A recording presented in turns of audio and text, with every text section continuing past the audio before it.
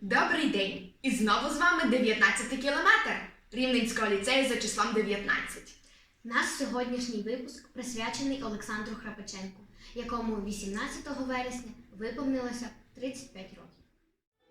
Народився Олександр Храпаченко, боєць Небесної Сотні, Герой України, 18 вересня 1987 року в місті Рівне. Тут він і проживав все своє таке коротке життя. Його поява для батьків була справжнім щастям, адже Саша був первістком. Вони щиро раділи малюку, який з самого початку проявляв характер, був непосидючий. Його цікавило все навкруги – рослини, тварини, техніка. Любив фантазувати, полюбляв як бути з друзями, так і роздуми наодинці. Олександр у 2004 році закінчив нашу школу. Класним керівником була Наконечна Зоя Вікторівна.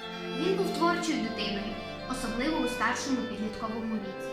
Активним учасником шкільного самоврядування школи, мав багато ідей щодо проведення різного роду заходів. Саме тут здобув вміння переконувати, доводити свою правоту.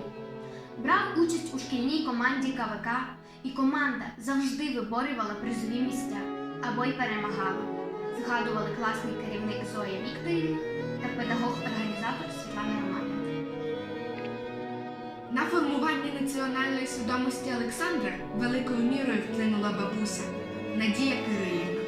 З малого віку вона вчила внука любов до рідної землі, бо була прихильницею всього українського. Завдяки їй він набув таких якостей, як відвертість, правдивість і справжність. Олександр ніколи не кидав своїх слів на вітер, завжди дотримувався свого слова, говорив його батько. В Олександра завжди було загострене почуття до несправедливості, фальші, тому він і був на Майдані в найзапекліші дні протистояння проти влади.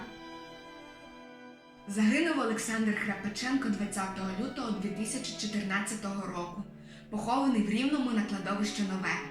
Указом президента України Петра Порошенка у листопаді 2014 року було присвоєне звання Герой України 7 членам Небесної Сотні.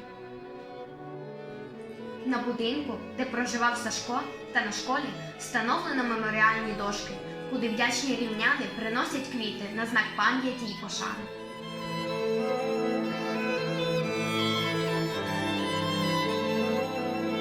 Назавжди зупиніться всі війни на світі, на білому світі, не вбивайте синів,